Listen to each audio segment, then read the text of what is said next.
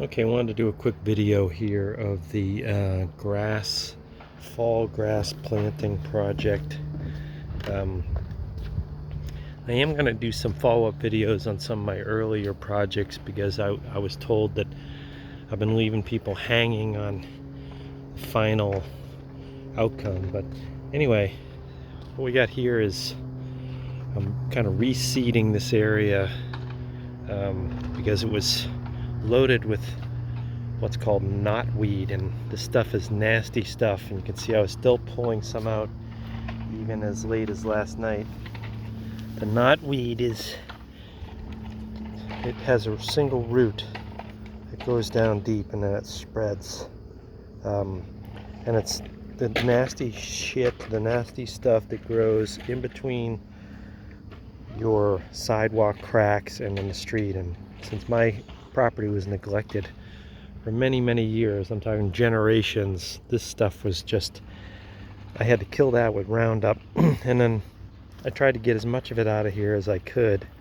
You can see I live pretty close to town here, so I'm kind of out in the general public doing my video here. But anyway, this area also is very popular for a lot of kids. There's a Catholic school 1 block that way. They ride through here and they'll cut the corner on the lawn, which is fine. I love having the kids around, so that's okay. But a lot of dogs like the fire hydrant area, sort of stereotypical of, I guess, the animated cartoons, but they really do it. And this is sort of like, you know, scent central here. So anyway, as you can see over here, you know, the carnage caused by those things. But in an attempt to get rid of the knotweed, I had used, you know, some of the different types of weed killers. You have to research specifically. The universities have, especially, I thought Purdue had a good website for this, but Purdue had a good site that can help you identify weeds so you know what to use on them. I probably used a little bit too strong of a dose, but at first it wasn't having much result.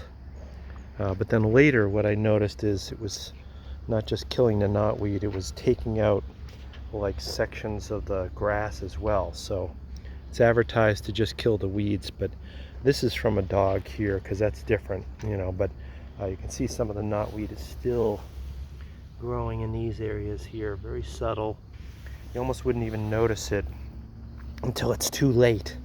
Anyway, but so I had to do, it's kind of like with painting, the prep work is really just as much work as the seeding, because I had to do, you know, for a couple months to prepare for this, I was killing the weeds and pulling what weeds I could get out in midsummer so they couldn't recover, right? Like, because of the stress that they're already under. And then in the fall, September is a good time to seed because temperatures are right, the weeds are not growing actively, and crabgrass, so you can get your seeding in for the fall. You can also do it in the spring, and that's kind of probably the more natural time that seed would grow, right? But you do have a window in the fall to get some seeding done. So definitely had to stake it off because it's a pretty public area, just to keep people off of it for a couple, 2-3 weeks. So I'll have to water this now 2 times a day at least, maybe 3, because basically the saying is if it's not wet, it's not germinating. Okay, so I do think though that you do let it go through a cycle of wetting and then drying. It's almost like a natural thing. I think that's true with plants too. You can't just always have them be wet, right? You have to let them dry off and then re-wet them again, almost like breathing, right? So but I do, when I'm germinating the seed, I'll probably water this at least twice a day, and we should see something in a few days. So I'll try to come back with another chapter of this. But it's, you know, probably the worst section of my lawn, and it's also the most public. And people tend to say, who cares, right? But like, kind of trying to make a statement of, you know, hey, like I'm willing to kind of do that work on the public property to take care of the property. But anyway, that's it. Stay tuned, I'll try out for the final videos on some of my other projects coming up.